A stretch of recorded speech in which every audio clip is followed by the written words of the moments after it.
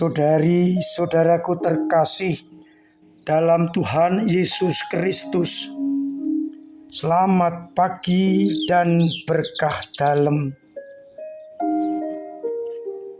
Selamat datang dalam renungan harian kita, Kamis 19 Oktober 2023.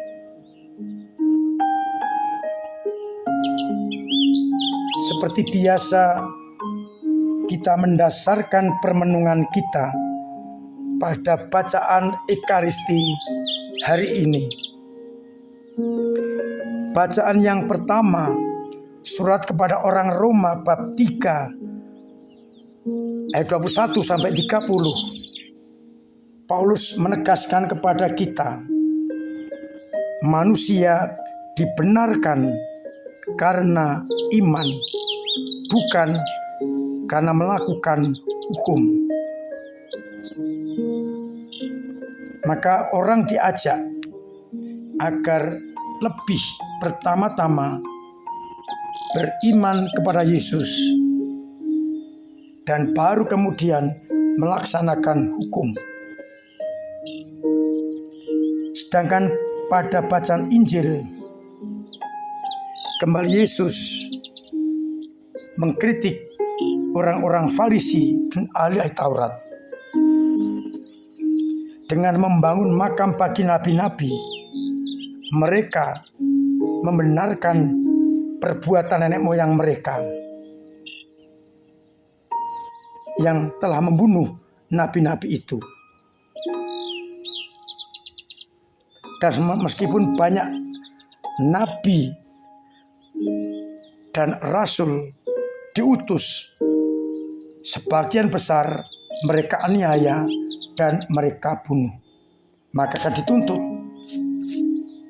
darah para nabi dan rasul itu. Yesus juga mengkritik mereka karena mereka memegang kunci pengetahuan dan mereka tidak masuk ke dalamnya, tapi orang yang masuk dihalang-halangi.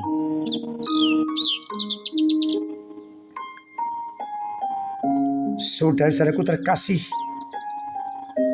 latar belakang bacaan yang pertama adalah kesombongan orang-orang Farisi, ahli Taurat, yang merasa sudah aman, sudah beres dengan melakukan hukum-hukum Taurat. Mereka dengan getol, dengan serius melakukan hukum dan aturan dengan tepat dan merasa itu sudah cukup. Maka Paulus mengingatkan, orang dibenarkan bukan karena melakukan hukum Taurat, tetapi karena orang beriman akan Yesus Kristus, Sang Mesias, hukum yang utama. Sabda dan kehendaknya itulah yang harus kita ikuti kalau kita beriman kepadanya. Pelaksanaan hukum yang disampaikan oleh Yesus merupakan konsekuensi atas iman. Kalau kita beriman kepada Yesus, maka konsekuensinya kita hidup sesuai dengan sabda, kehendak, dan ajarannya. Oleh karena itu, lewat bacaan pertama ini, kita juga diingatkan bahwa pertama-tama orang harus percaya kepada Yesus sebagai kepenuhan hukum Perjanjian Lama. Dan Yesus telah mengajarkannya hukum yang baru yang harus kita laksanakan sebagai perwujudan dan konsekuensi karena kita percaya kepada Yesus.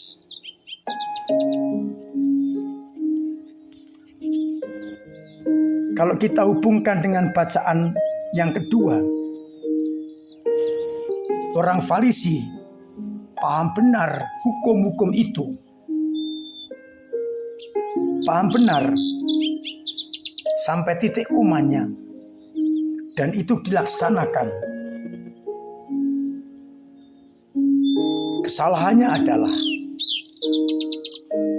mereka melakukan itu karena mereka ingin dipuji, hebat, suci, dan sebagainya. Meskipun Mesias telah datang sebagai kegenapan hukum, mereka tetap tidak percaya.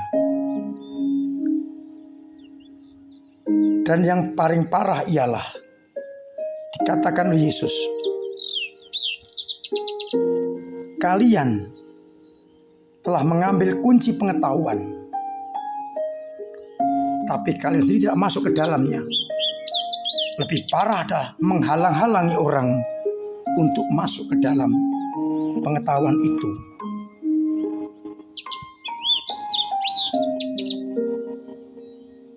Mereka tidak percaya kepada Yesus, sang pengetahuan sejati. Mereka tidak percaya, tetapi mereka menghalang-halangi orang yang akan percaya, yang mau percaya.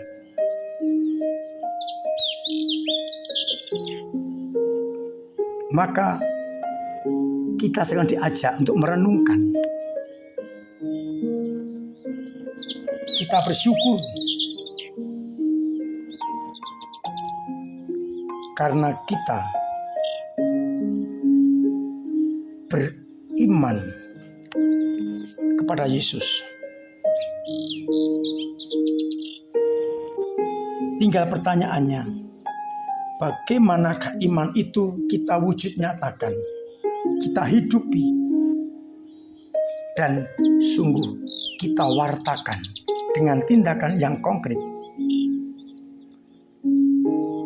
Sehingga kita mengambil pengetahuan, masuk ke dalamnya, dan mendorong orang untuk juga ikut dalam pengetahuan itu.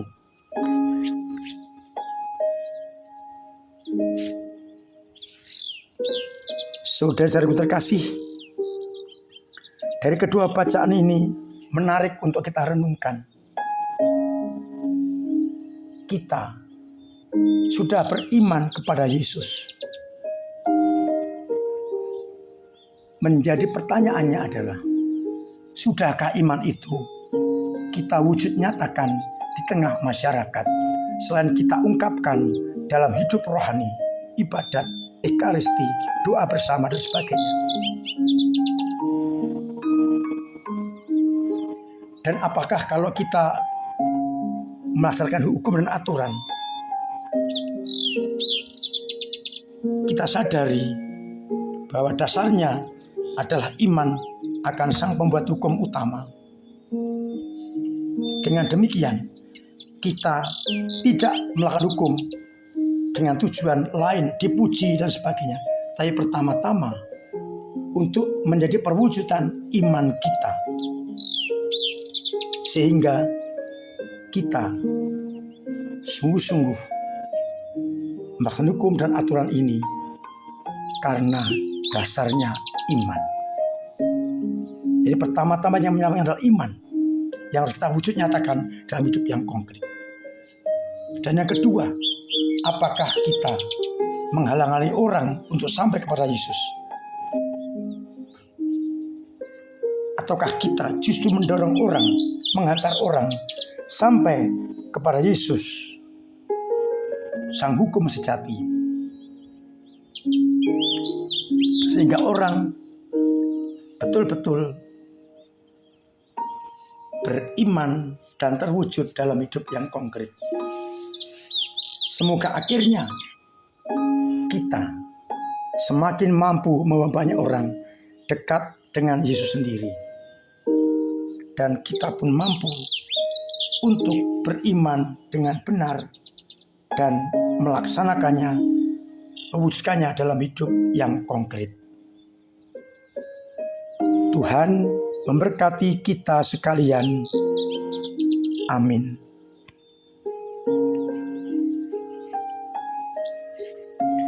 Marilah kita berdoa. Bapa yang penuh kasih, kami bersyukur, kami kau ingatkan agar tidak berhenti dan puas dalam pelaksanaan hukum,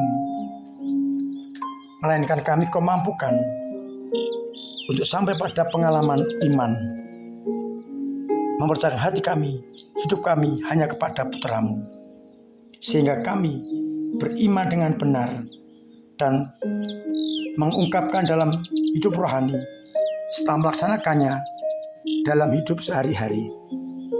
Dengan demikian, semua orang semakin digerakkan untuk percaya kepada Putra-Mu.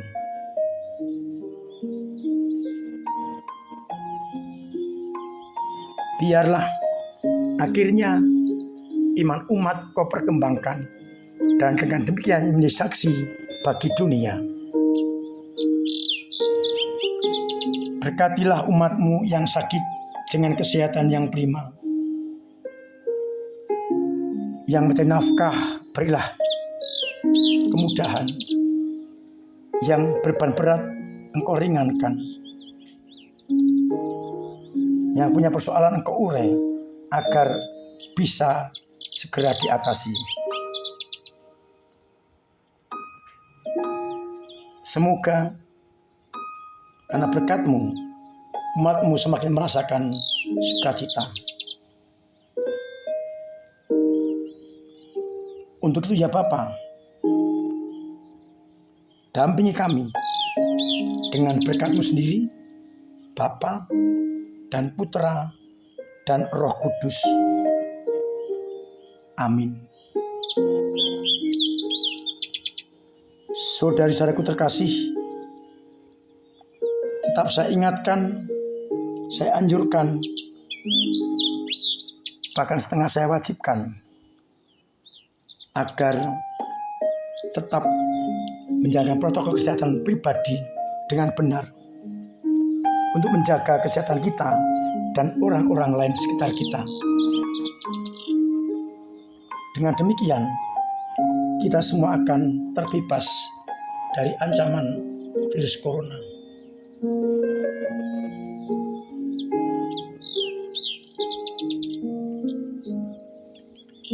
Saya ucapkan terima kasih kepada semua saja yang terlibat dalam hidup menggereja dengan caranya masing-masing. Dengan doa, karya, tenaga, dan dana. Kalaupun tidak bisa semuanya itu, cukup dengan bersikap mendukung gereja. Tidak perlu aneh-aneh. Itu sudah bagian dari pendukung gereja. Maka mari bersama-sama kita bangun semangat untuk menghidupi gereja. Kalau ada kekurangan, kita mencari solusinya, sehingga kita semakin mampu untuk terlibat dalam gereja kita. Tanggal 4 dan 5 November nanti di paroki kita di Aula Malagraha akan diadakan Expo Pendidikan se-Rayon Busidiana. Sekolah-sekolah Katolik akan hadir diutus dari Rayon Busidiana.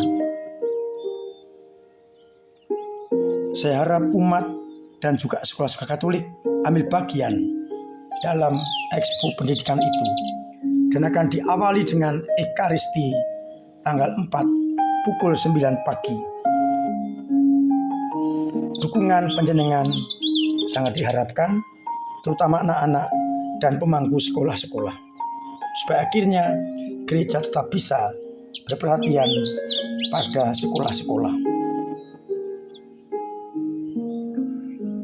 terima kasih kepada seseorang yang telah memberikan sumbangan kursi untuk Gedung Mariana Salet.